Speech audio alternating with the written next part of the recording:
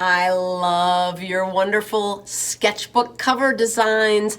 Now it's time to fill your sketchbook with paper with one of the greatest tools on earth, a stapler. Hello, my talented artists.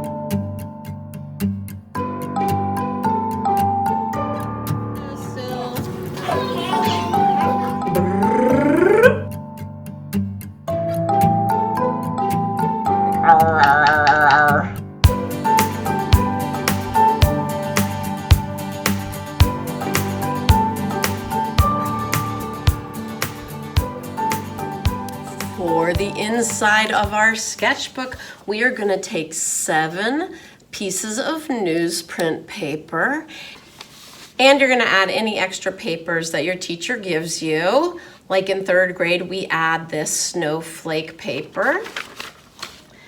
And then we put them all together and we even them out by tapping them on the table like this.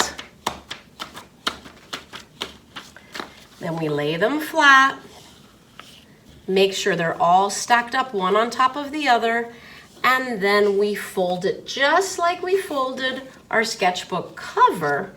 We're gonna fold it hamburger direction. I like to match up the edges, and then I keep one finger up here and pull the other finger down, and it goes pop, pop. And then I take my fingers and go from the middle out. Now it's time to put the paper filling inside your cover.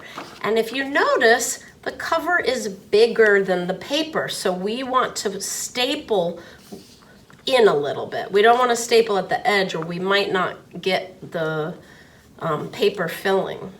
So now we're going to close it. One thing you want to be sure of is that the fold in the middle is lined up with the fold of your book cover. We certainly don't want to staple it in like that because you won't be able to use your pages very well. So we want to make sure all the folds are lined up and hold it like this. Now another problem that can happen is if you kind of let it go and kind of put it this way, it might not line up. The bottom of the paper might not line up with the bottom of the cover. So make sure you hold it, sort of tap it down like that, and hold it tight. Now, a stapler requires some strength and pressure.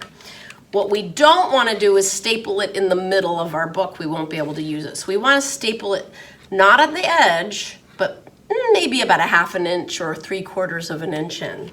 So put your stapler flat on the table, slide the folded side of your sketchbook in about 3/4 of an inch, and then you're going to put your palm on the end of the stapler and your other palm on top of that, and make sure you're standing up, and then you do one swift press down like this.